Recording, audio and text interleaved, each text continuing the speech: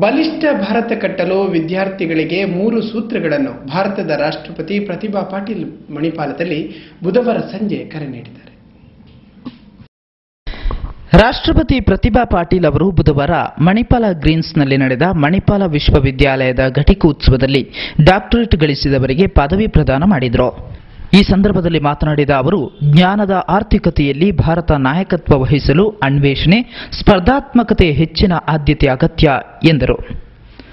ಸುಸ್ಥಿರ ತಳಹದಿಯಲ್ಲಿ ಉತ್ಪಾದಕತೆ ವೃದ್ಧಿಗೆ ವಿಜ್ಞಾನಿಗಳು ಸಂಶೋಧಕರಿಂದ ನವಕ್ರಾಂತಿಯಾಗಬೇಕು. ಆದರೆ ಇಂದು ದೇಶದ ಸಂಶೋಧನೆ ಸಾಮರ್ಥ್ಯ ಕುಸಿದಿದೆ. ಪ್ರಯೋಗ ಸಹಿತ ಮೂಲ ವಿಜ್ಞಾನ ಬೋಧನೆಗೆ ಶಿಕ್ಷಣ ಗಮನ ಕೊಡಬೇಕು. ಭೌತಿಕವಾಗಿ ತಾಂತ್ರಿಕವಾಗಿ ಮಾತ್ರವಲ್ಲ, ಭಾವನಾತ್ಮಕವಾಗಿ ದೇಶ ಕಟ್ಟುವ ಕೆಲಸವಾಗಬೇಕು. ಜ್ಞಾನ ಗಳಿಕೆಯೇ ವಿದ್ಯೆಯ ಗುರಿಯಾಗಬೇಕು. ಆದರೆ ಯಾವುದೇ ಮೌಲ್ಯವಿಲ್ಲದ ಜ್ಞಾನ ಅಪೂರ್ಣವಾಗುತ್ತದೆ.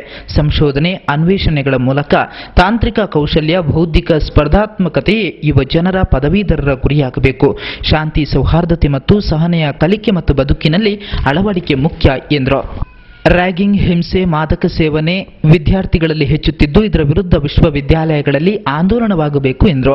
ರಾಜ್ಯದ ಉನ್ನತ ಶಿಕ್ಷಣ ಖಾತೆ ಸಚಿವ ಡಾಕ್ಟರ್ ವಿ.ಎಸ್. ಆಚಾರ್ಯ, ಡಾಕ್ಟರ್ ದೇವಿ ಸಿಂಗ್ ರಾಮ್ ಸಿಂಗ್ ಶೇಖಾವತ್, ಮಣಿಪಾಲ ವಿಶ್ವವಿದ್ಯಾಲಯದ ಕುಲಾಧಿಪತಿ ಡಾಕ್ಟರ್ ರಾಮದಾಸ್ ಎಂ ಪೈ, ಸಹ ಕುಲಾಧಿಪತಿ ಡಾಕ್ಟರ್ ಎಚ್.ಎನ್. ಬಲ್ಲಾಲ್, ಕುಲಪತಿ ಡಾಕ್ಟರ್ ರಾಮನಾರಾಯಣ ಉಪಸ್ಥಿತರಿದ್ದರು.